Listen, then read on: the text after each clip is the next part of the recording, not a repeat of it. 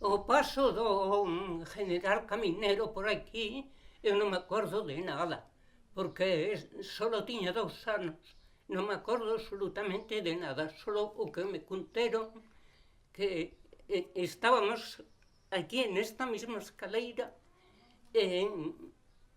pues bastante chavalotada debía ser.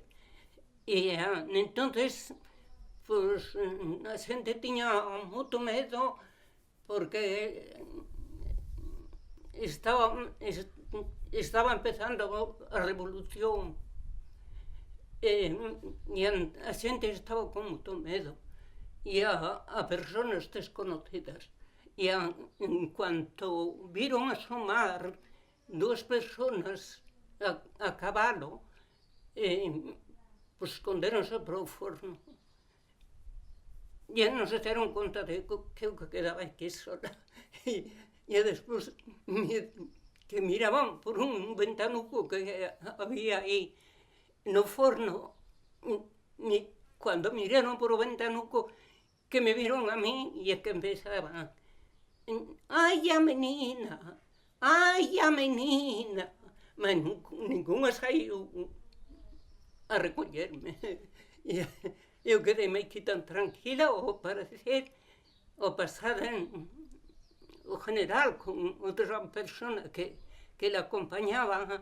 Él dice que se quedou mirando para mí e que dice: que niña máis rica. E seguiu.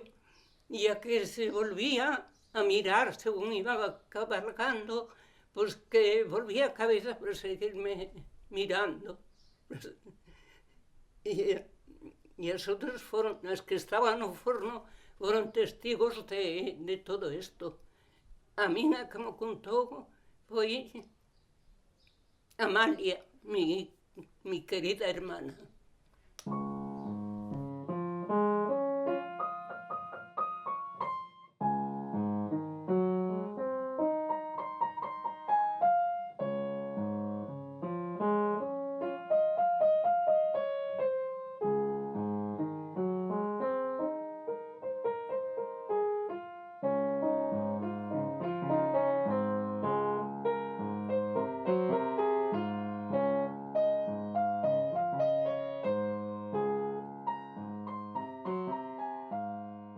Foi nos días posteriores daquel verán de 1936 cando os veciños de San Ciprián de Armisende souberon que aquel forasteiro era un xeneral. Pasaron anos ata que se tivo referencia de que aquel militar fora enviado polo goberno da República para intentar evitar a rebelión dos cuartéis do noroeste. O xeneral acertara a atravesar por alí, rumbo a Portugal, coa idea de volver a Madrid. Era unha lembranza distante, a dos seus dedos sobre as teclas do bandoneón. Moitos anos despois de probar sorte na emigración, en Arxentina, Eladio Fernández volvía cara ao lugar montado na burra e mantivo con Caminero unha conversa mínima que logo se convertería en memoria popular. «Que lleva aí?» preguntou o militar, acenando cara á bota que o paisano mostraba colgada dun ombreiro. «Llevo aire», retrucou Eladio, porque o viño xa se acabara coa merenda. «Aire es lo que llevo yo», terzou o militar. E esa foi a afirmación que os veciños de San Ciprián interpretaron como a confesión da fuxida apresurada dun listo.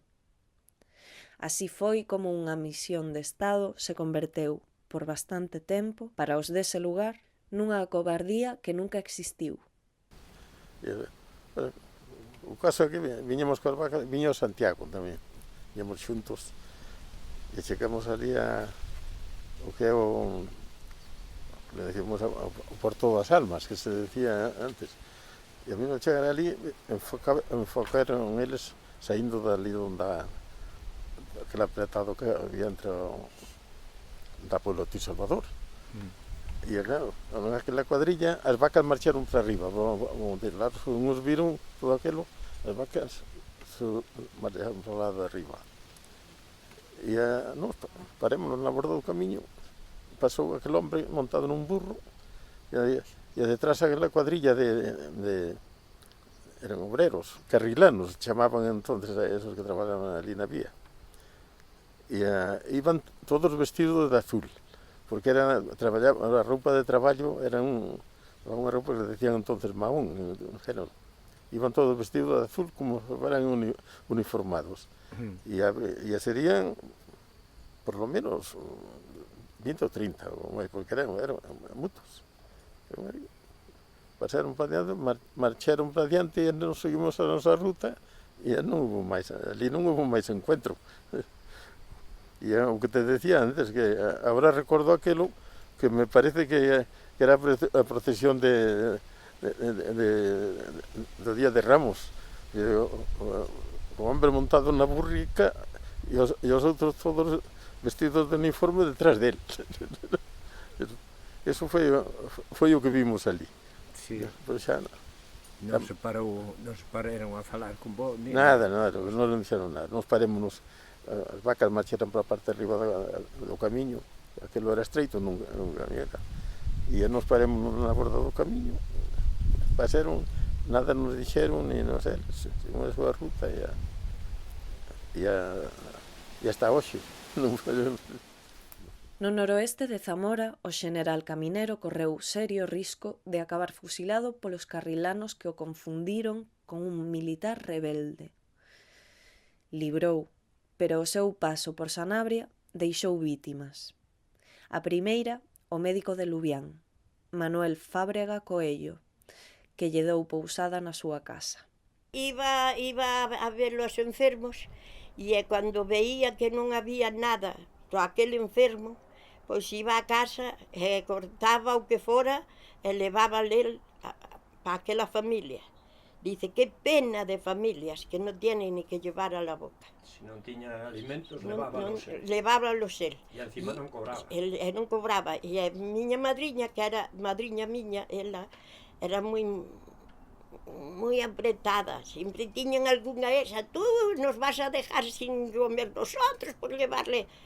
Pero a madriña era a muller? Sí, a muller, doña Antonia era a miña madriña. Era a súa madriña? Sí. O sea, que era... Sí, éramos moi allegados, claro. El viñera a parar aquí e ela andaba, a miña madriña andaba de amores cun teniente. E despois veu o médico e deixou a tenientes polo médico. Foi a parar ali, tiñan unha pousada, antes chamábase pousada. Foi a parar ali e saiu ali xa dueño da pousada e de todo. Era moi buena persona, moi buena persona. Despois, cando viñeron a buscalo, puñéronle no reclinatorio da muller un sobre así, e ela o reclinatorio levantaba así unha tapadeira e viu unha nota. E na nota puñale, mañana venimos a buscar a su marido. Mañana venimos por su marido. E así foi. Ela non leu a nota porque non a viu. Non viu a nota, pero despois a nota apareceu debaixo do reclinatorio e dice, venimos a por su marido. Que pena ela, E así le foi. Viñeron un camión, levaron hasta o mismo cementerio, ali pegaronle 2 tiros e ali quedou.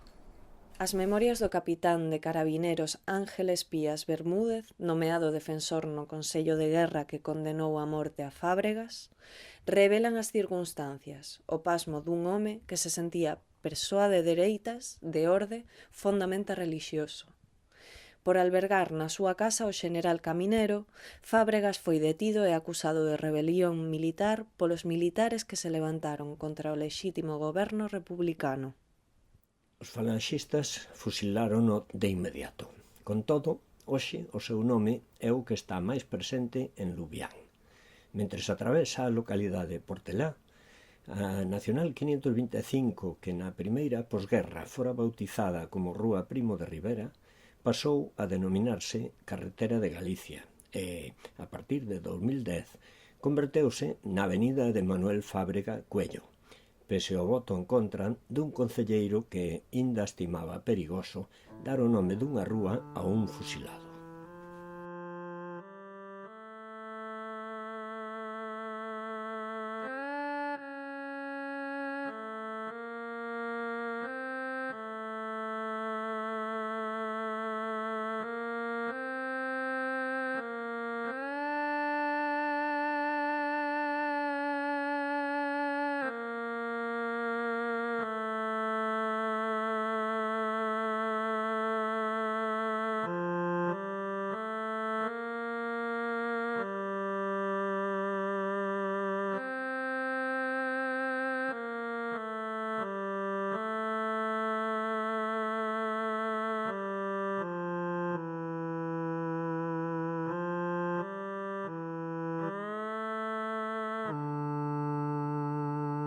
Despois, de anos máis tarde, como a guerra durou 3 anos, pois eu tiña 5 anos cando acabou a guerra.